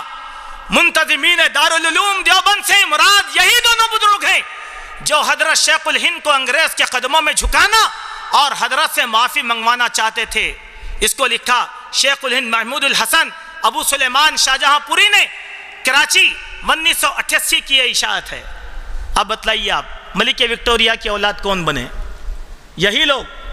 تیسری بات، حافظ محمد ایوب یوپی حکومت سے خوشگوار تعلقات رکھتے تھے اور مولانا محمد الحسن کی سرگرمیوں سے حکومت کو آگاہ کرتے رہتے تھے. اور مولانا محمود الحسن ترک رہنماؤں سے مل کر آزادی ہند سے متعلق جو پروگرام منانا چاہا تھا، حافظ صاحب نے مختلف ذرائع سے اس پروگرام کا سراغ لگا لیا اور صوبائی گورنر کو اس سے آگاہ کر دیا. ماہنامہ المعارف لاہور میں ڈاکٹر محمد جعفر نے اس بات کو لکھا ہے. آپ بتلائیے انگریز کی مخبری کس نے کیا تھا؟ انگریز کی مخبری کس نے کیا تھا؟ ایک اور بات، ایک حصہ ہے لیکن وقت نہیں ہے کہ وہ حصے کو میں آپ کے سامنے بیان کروں. وہ تحریکات جو جنگ آزادی میں اٹھی تھی، ان تحریکات میں اہل حدیثوں کا کیا رول تھا، ایک گھنٹے کا کتاب اس کے اوپر ہو سکتا ہے. اس کو آپ جانیں، اس کو پڑھنے کی کوشش کریں. انہی تحریکوں میں سے ایک تحریک تھی جس کو ریشمی رومال کی تحریک کہتے ہیں. کیا تھی ریشمی رومال کی تحریک؟ آج بہت بڑا چڑھا کر پیش کرتے ہیں ریشمی رومال کی تحریک گویا جو ہے خلافت کی تحریک تھی. نہیں، یہ جرمنی کی تحریک تھی جو انگریز کو انتقاماً یہاں پر دبوچنے کے لیے ایک منصوبہ انہوں نے بنایا تھا. کس کو لے کر؟ علماء اہل حدیث کو لے کر. 4 علماء تھے اس میں، اس کے سرخیل امیر عبداللہ تھے اور ان 5 علماء میں 4 علماء اہل حدیث اور ایک دیوبندی عالم دین تھے جن کا نام تھا مولانا عبید اللہ سندھی رحمت اللہ علیہ. اللہ تعالیٰ ان کی قبر کو نور سے منور کرے. پڑھ کر دیکھیے مولانا عبید اللہ سندھی کی سیرت کو. 8 خطوط تھے جو ریشمی دستی پر لکھے ہوئے تھے جو یہاں کے طاقتور مہاراجاؤں اور نوابوں کو پہنچانے تھے. خطرے سے خالی کام نہیں تھا. اس پہ لکھی ہوئی عبارت جرمنی والوں کی تھی، ہمارے علماء کی نہیں تھی. لیکن یہ تحریک ناکام ہو گئی. لیکن آج تحریک ریشمی رومال ناکام تحریک کا نام تھا. اور ناکام کیوں ہوئی؟ ہمارے برادر عزیز دیوبندی بھائیوں کی کرم فرمائی کی وجہ سے. یہی بات میں آپ کے سامنے بتانا چاہتا ہوں. جو ہم کو کہتے ہیں ملکہ وکٹوریہ کی اولاد، ان کی قربانیاں کیا ہے دیکھیے آپ. مسلمانوں میں کیا کیا انہوں نے؟ 8 خطوط تھے. 8 خطوط کو 8 علاقوں میں پہنچانے کی ذمہ داری تھی. امیر عبداللہ اکیلے 7 خطوط اختیار کر لیے کہ یہ میں پہنچا دوں گا، اور اپنی جان کو ہتھیلی میں رکھ کر پورے ہندوستان کا دورہ کر کے 7 حکمرانوں تک جان پر کھیل کر امیر عبداللہ نے سارے کے سارے 7 خطوط کو حکمرانوں تک پہنچا دیا. ایک خط تھا عبید اللہ سندھی کے حوالے کیا گیا. مولانا عبید اللہ سندھی وہ خط کو لے کر نکلے اور اس خط کے تعلق سے میں کچھ نہیں کہتا بلکہ ابو سلیمان شاہجہاں پوری نے جو لکھا اس عبارت کو آپ کے سامنے سناتا ہوں. مولانا محمد احمد نے 1885 میں بحیثیت مدرسہ دارالعلوم دیوبند عملی زندگی کا آغاز کیا. 1896 میں دارالعلوم کے محترم بنائے گئے. مولانا عبید اللہ سندھی کے خلاف مولانا شبیر احمد عثمانی کو آمادہ پیکار کرے اور ان پر کفر کا فتویٰ لگانے پر مجبور کرے. کس نے کیا تھا یہ کام؟ عبید اللہ سندھی پر کفر کا فتویٰ لگانے پر شبیر احمد عثمانی مفسر قرآن کو ابھارا. آپ ہی کے دست کرم پوشیدہ تھا. حضرت شیخ الہند کے لیے متعدد مصائب اور تکالیف کا باعث ہوئے. حضرت کے خلاف سہارنپور کے کلکٹر کی معرفت، گورنمنٹ میں آپ کی رپورٹیں شائع کروائیں، ریشمی خطوط سازش کیس کی ڈائری میں انہیں انگریز حکام نے اپنا آدمی بنایا تھا۔ اس کے ساتھ آغا سورش کاشمیری نے بھی اس کے اوپر بہت سی باتیں لکھی جو بہت بڑے حنفی عالم دین تھے۔ عبید اللہ سندھی وہ قتلی ہے، اور اس سازش کا جب ان کو علم ہوا کہ مخبری ہو چکی ہے تو عبید اللہ سندھی نے اپنے ایک نو مسلم شاگرد کو وہ خط حوالے کیا کہ تم فلاں کو پہنچا دو۔ وہ شاگرد خط کو پہنچانے کے لیے جا رہا تھا، یہی مولانا سید احمد رستے میں اس کو دبوچ لیے، کہاں جا رہے ہو؟ گھبرا گیا، بولے کہ بتاؤ کیا ہے؟ بولے کہ یہ ایک خط ہے، فلاں کو دینے جا رہا ہوں۔ عبید اللہ نے دیا، خط لے لیا، خط کو پڑھا، سیدھا لے جا کر انگریز کلکٹر کے حوالے کر دیا۔ عبید اللہ سندھی گرفتار کر لیے گئے اور یہ تحریک ریشمی رومال ناکام ثابت ہو گئی۔ چلیے اب بتلاؤ، آپ کو بھی معلوم ہو کہ ملکہ وکٹوریہ کی اولاد کس نے کی ہے۔ اب آئیے ایک آخری بات میں کہتا ہوا اپنی بات کو مختصر انداز میں لا لوں گا۔ اب آئیے، مشہور مفسر قرآن جن کے ترجمہ حسن کا تذکرہ خود ہمارے سلفی اساتذہ بھی کرتے ہیں، حکیم الامت مولانا اشرف علی تھانوی رحمۃ اللہ علیہ۔ آئے ہائے کیا بات ہے، کون مولانا کے بارے میں لب کشائی کرے؟ عقیدت کی ایک جڑ، احترام کا ایک انداز۔ اگر میں ان کے بارے میں آپ کے سامنے بتاؤں کہ انہوں بھی انگریز کے نمک خوار تھے تو پھر مجاہدین کی اصلیت کیا باقی رہ جائے گی میرے بھائیوں؟ بات میں نہیں کہتا، حنفی عالم دین آغا سورش کاشمیری نے لکھا ہے۔ بات اگر میں کہوں تو الزام کی بات ہوگی۔ میں تو مولانا کا احترام کرتا ہوں اسی لیے کہ میں نے ان کا ترجمہ بھی پڑھا ہے۔ آئیے ان کے بارے میں آغا سورش کاشمیری کیا کہتے ہیں۔ سورش کاشمیری فرماتے ہیں کہ حکیم الامت مولانا اشرف علی تھانوی کا بھائی مظہر علی ثانوی سینٹرل انٹیلیجنس میں تھا۔ اس نے حضرت شیخ الہند کے ساتھیوں پر مولانا حسین احمد مدنی کے الفاظ میں نہایت وحشیانہ ظلم کیے۔ سورش فرماتے ہیں جب مولانا اشرف علی تھانوی جو دیوبند کے سربراہ آوردہ شخصیت تھے اس تحریک کے ترک موالات کے خلاف قرآن و سنت سے جماعت پیدا کرنے لگے، ان کے بھائی مظہر علی تھانوی سی آئی ڈی کے ظالم ترین آفیسر تھے۔ انہوں نے شیخ الہند کے رفقا پر انگریزوں سے وفاداری کے شوق میں انتہائی ظلم کیے۔ مولانا تھانوی کو بھائی کے ان مظالم سے متعلق قرآن و سنت میں کوئی حکم نہ ملا، لیکن ترک موالات کی تغلیظ کے بارے میں شرع صدر ہو گیا۔ یہ افسوسناک حقیقت ہے کہ مولانا اشرف علی تھانوی کے اس طرز عمل نے عمر کے آخری دور تک ان کے گرد اس قسم کے مریدوں اور ارادت مندوں کی بھیڑ جمع کر رکھی جو برطانوی حکومت کی مونچھ کا بال اور اس کا آلہ کار تھے۔ ان کے خلفاء میں اکثریت ان لوگوں کی تھی جو ہندو کے حریف لیکن انگریزوں کے حلیف تھے۔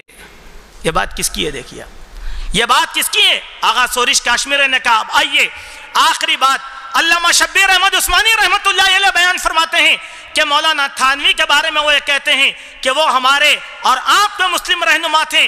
ان کے متعلق لوگوں کو یہ کہتے ہوئے سنا گیا کہ ان کو 600 روپے ماہوار حکومت برطانیہ کی طرف سے ماہانہ وظیفہ جاری کیا جاتا تھا، اور ساتھ وہ یہ بھی کہتے کہ گو مولانا تھانوی کو اس کا علم نہیں تھا کہ روپیہ حکومت دیتی ہے، مگر حکومت ایسے عنوان سے دیتی تھی کہ ان کو شبہ بھی نہیں ہوتا تھا۔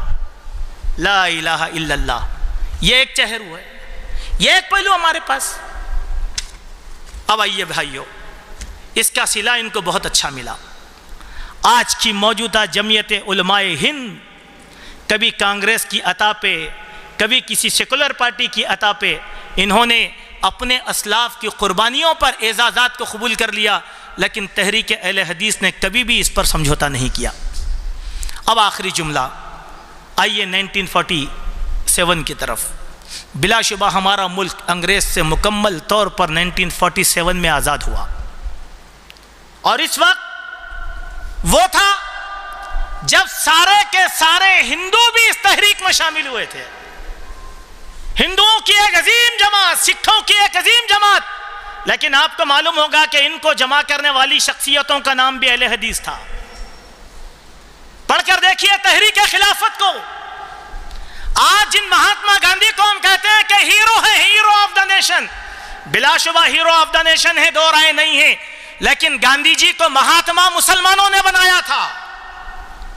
جب گاندھی جی افریقہ سے آئے تو گاندھی جی کو یہاں پر قبول کرنے والا کوئی بھی نہیں تھا۔ تحریک خلافت میں سب سے پہلے ہمارے علماء نے گاندھی جی کو عزت بخشی، اور گاندھی جی آخری عمر تک یہاں پر قائم رہے، اور انہی کی وجہ سے ہندو مفکرین بھی اس تحریک کا حصہ بنے، اور 19ویں صدی کی جامع ترین تحریک بنی خلافت تحریک، جس کے محرک علماء اہل حدیث تھے۔ اب آئیے 4 جنوں کا نام لے کر بات کو ختم کرتا ہوں، آپ کے علم میں ہو۔ مہاتما گاندھی پوری تعلیم و تربیت کے ساتھ مہاتما بننے تک مسلمانوں کے مرہون منت رہے۔ پنڈت جواہر لال نہرو وزیر اعظم بننے تک مولانا آزاد کے محتاج رہے، حسرت موہانی کے محتاج رہے، سردار بھگت سنگھ مسلم نوجوانوں کی یلغار کے محتاج رہے۔ مسلمانوں کے بغیر سردار بھگت سنگھ کی طاقت کا اندازہ نہیں کیا جا سکتا، ان کے رائٹ اور لیفٹ چلنے والی مسلمان قوم۔ سبھاش چندر بوس، پوری تاریخ کو پڑھ کر دیکھو، سبھاش چندر بوس کو کروڑوں کی دولت دینے والی قوم مسلمان، اولاد دینے والی قوم مسلمان۔ اسی لیے سبھاش چندر بوس ایک مسلم خاتون کے بارے میں کہتے ہیں، اگر تم کسی بھارت ماں کو دیکھنا چاہتے ہو تو یہ میری بہن کو دیکھ لو، یہ بھارت ماں جس کا سپوت اس نے اشفاق اللہ خان کی شکل میں مجھے دیا ہے۔ کس کی بات کریں گے آپ؟ ان سب کو پالا مسلمانوں نے، جوڑا مسلمانوں نے۔ لیکن آج آزادی کا جھنڈا چڑھتا ہے تو آج ہمارے پاس نقب کشائی ہو رہی تھی تو پرچم کشائی، ایک جانے والا موٹر سائیکل رواں رک کر کہنے لگا آپ لوگ جھنڈا تو چڑھا رہے ہیں لیکن میرے اسلاف کی ایک تصویر یہاں نظر نہیں آ رہی ہے۔ یہ احساس ہے امت کا۔ تو میرے بھائیوں، میں یہ کہنا چاہتا ہوں آپ کے سامنے کہ یہ ملک ہمارا ملک ہے، ہم اس کے واسی ہیں، اس کے نظم و ضبط کو قائم رکھنا یہ ہماری اخلاقی ذمہ داری ہے، چونکہ ہمارے اسلاف نے کبھی ہمارے ملک سے غداری نہیں کی، اور آج سنگ پریوار اور ان کا ٹولہ چاہتا ہے کہ ہم کو غداری کے روپ میں پیش کر دیں، وہ ہماری حیثیتوں کو گھٹانا چاہتے ہیں۔ اسی لیے آج کے اس بیان کی آخری بات، بہت باتیں ہیں، آئندہ سال پھر ہم آپ کے سامنے آئیں گے تو کچھ نئی باتیں کریں گے، لیکن ایک آخری بات اگر کہہ دوں تو یہ جلسے کا مقصد پورا ہوگا۔ آج ہر ایک کی زبان پہ جنتر منتر ہے ہمارے پاس، 8 دن سے چلنے والی ایک تحریک۔ افسوس مت کرو اس تحریک کا، ہم احساس میں نہ لیں کیونکہ یہ وہ نعرے ہیں جو نعرے شروع سے لگائے گئے، لیکن ہم نے کیا دیا ملک کو؟ ترنگا ہماری بہن کی دین ہے، کانگریس کی ٹوپی ایک مسلمان بہن کی دین ہے۔ یہی نہیں بلکہ آپ آگے اگر بات کریں گے، ہندوستان زندہ باد کا نعرہ مسلمانوں کا دیا ہوا نعرہ ہے۔ ہر قائد کے آگے پیچھے چلنے والے جانثاروں کا نام مسلمان ہے۔ کیا پھونکوں سے یہ چراغ بجھایا جائے گا؟ یہ کہہ دیں گے کہ ہندو ہندو ہندوستان، ملا بھاگو پاکستان، چلے جائیں گے؟ گولی مارو تو گولی کھا لیں گے؟ نہیں، بہت گولیاں پڑی ہمارے اوپر، 5 لاکھ گولیاں، چلے گئے، کچھ بھی نہیں ہوا۔ ہوا یہ کہ جب 11% تھے اب 18% ہو گئے، مسئلہ کچھ بھی نہیں ہوا ہمارے ساتھ۔ ان کے نعرے کیا ہیں؟ ان کے نعروں کو ان کے سامنے بتاؤ کہ یہ کتنی بےخوفی کر رہے ہیں۔ سارے فرقہ پرست ہندو مل کر رام کی شخصیت کو داغدار کر رہے ہیں۔ مسلمانوں نے رام کی شخصیت کو کبھی داغدار نہیں کیا۔ ہر مسلمان یہ نظریہ رکھتا ہے رام کے بارے میں کہ ہندوؤں کی مقدس ہستی کا نام رام ہے۔ کبھی مسلمانوں نے رام کے خلاف مضمون نہیں لکھا، لیکن یہ مٹھی بھر فرقہ پرست جو حقیقت میں رام کے دشمن ہیں، رام کو بدنام کر رہے ہیں، رام کی تعلیمات کو بدنام کر رہے ہیں، ہندو مذہب کی تعلیمات کو بدنام کر رہے ہیں، ہندو مقدس شخصیتوں کو بدنام کر رہے ہیں۔ کیا رام نے ظلم و استبداد کا سبق سکھایا تھا؟ کیا تم یہ کہتے ہو کہ ہم جے شری رام کا نعرہ لگائیں گے تو ہندو بن جائیں گے؟ 1000 سالہ تاریخ میں ہم نے کسی مادر وطن کے فرزند کو لا الہ الا اللہ کا کلمہ جبری طور پر نہیں پڑھایا۔ اگر پڑھانا چاہتے تو طاقت تھی، قوت تھی، اقتدار تھا، پڑھا سکتے تھے، لیکن اس کی اجازت ہمارے اسلام نے نہیں دیا تھا۔ لا اکراہ فی الدین، دین میں زبردستی نہیں ہے ہمارے پاس۔ اسی لیے آج ہم 7% باقی رہ گئے، 11% باقی رہ گئے، 18% باقی رہ گئے۔ تو میرے بھائیوں، ان باتوں کو ہم سمجھیں، اپنی اولاد کو سمجھائیں، پڑھائیں۔ ہمارا کام تھا آپ کا شعور بیدار کرنا، آپ کا کام ہے کہ بیداری کے ساتھ زندگی گزارنا۔ اللہ تبارک و تعالی ہم سب کو حسن عمل کی توفیق عطا فرمائے۔